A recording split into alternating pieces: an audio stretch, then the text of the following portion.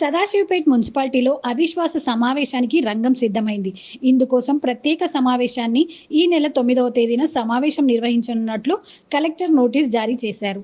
Municipal chairperson జయమ్మపై అవిశ్వాసం ప్రకటిస్తూ 22 మంది కౌన్సిలర్లు గత నెల 18న అదనపు కలెక్టర్ చంద్రశేఖర్కు నోటీసులు అందజేసిన విషయం తెలిసిందే. అవిశ్వాసాన్ని అడ్డుకోవాలని కోరుతూ చైర్పర్సన్ దాఖలు చేసిన అప్పీల్ను హైకోర్టు డిస్మిస్ చేసింది.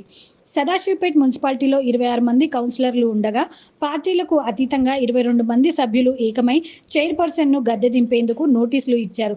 కౌన్సిలర్లతో పాటు మున్సిపల్ కోఆప్షన్ సభ్యులు కూడా అవిశ్వాసం తీర్మానం అందజేశారు. ఈ మొత్తం ప్రక్రియలో 26వ వార్డ్ కౌన్సిలర్ అపర్ణ పాటిల్ చక్రం తిప్పుతున్నారు. ఈ నెల 9వ తేదీన సదాశివపేట్ మున్సిపల్ చైర్పర్సన్ పిల్లోడి జయమ్మపై అవిశ్వాస తీర్మానంపై ఓటింగ్ నిర్వహించనున్నారు.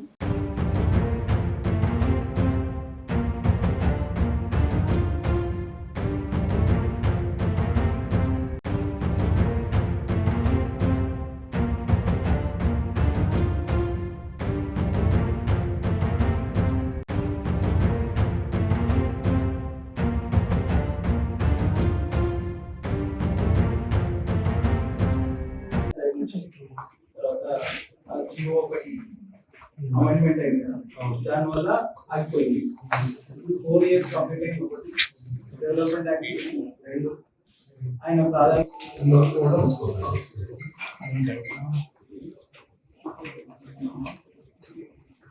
ఫస్ట్ మేము ఇది ఇమీడియట్ గా ఇక్కడ నుంచి కమిషనర్ మున్సిపల్ కమిషనర్ గారికి పంపిస్తాము.